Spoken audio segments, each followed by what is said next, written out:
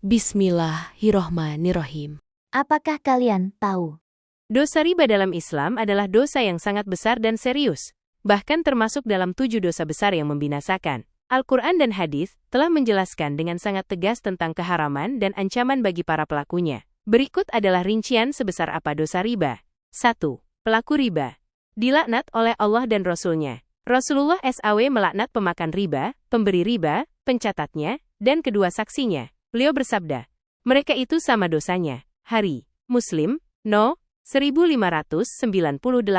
Ini menunjukkan bahwa semua pihak yang terlibat dalam transaksi riba, bahkan yang hanya membantu mencatat atau menyaksikan, turut menanggung dosa yang sama.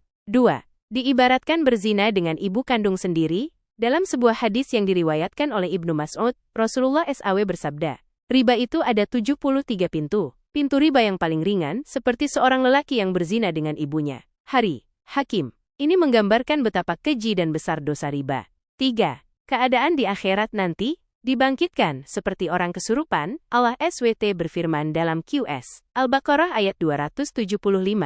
Orang-orang yang memakan riba tidak dapat berdiri, melainkan seperti berdirinya orang yang kesurupan setan karena gila. Yang demikian itu karena mereka berkata bahwa jual beli itu sama dengan riba. Padahal Allah telah menghalalkan jual beli dan mengharamkan riba. Barang siapa mendapat peringatan dari Tuhannya, lalu dia berhenti, maka apa yang telah diperolehnya dahulu menjadi miliknya dan urusannya terserah kepada Allah. Barang siapa mengulangi, maka mereka itu penghuni neraka, mereka kekal di dalamnya. Ayat ini menjelaskan bahwa di hari kiamat, pemakan riba akan dibangkitkan dalam keadaan yang sangat buruk, sempoyongan seperti orang gila.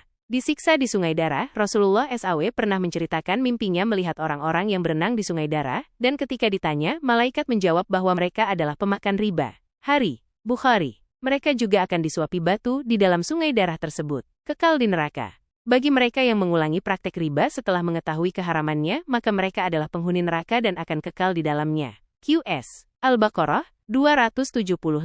Dagingnya tumbuh dari makanan haram. Siapa yang dagingnya tumbuh dari makanan yang tidak halal, maka nerakalah tempat yang paling pantas untuknya. Hari Ibnu Hibban. Ini menunjukkan bahwa harta riba tidak akan membawa keberkahan dan justru akan menjadi penyebab masuk neraka. 4. Hilangnya keberkahan harta dan doa tidak dikabulkan. Allah SWT berfirman dalam QS Al-Baqarah 276, Allah memusnahkan riba dan menyuburkan sedekah. Harta yang diperoleh dari riba tidak akan berkah, bahkan cenderung akan musnah atau tidak memberikan manfaat. Doa dan ibadah yang dilakukan oleh pemakan riba tidak akan dikabulkan oleh Allah SWT. 5. Mengundang murka Allah dan pernyataan perang. Dalam QS Al-Baqarah ayat 278-279,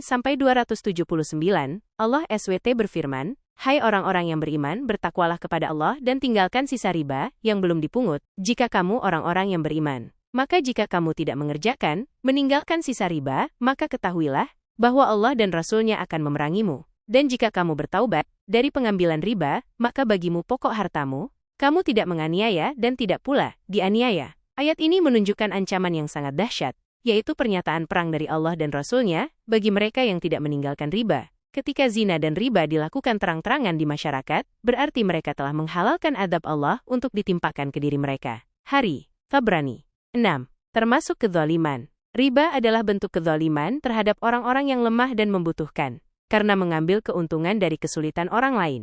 Dengan melihat berbagai ancaman dan konsekuensi di atas, jelaslah bahwa dosa riba adalah dosa yang sangat besar dan sangat dibenci oleh Allah SWT. Islam sangat melarang riba karena praktek ini merusak sendi-sendi ekonomi yang adil dan menimbulkan kesenjangan sosial.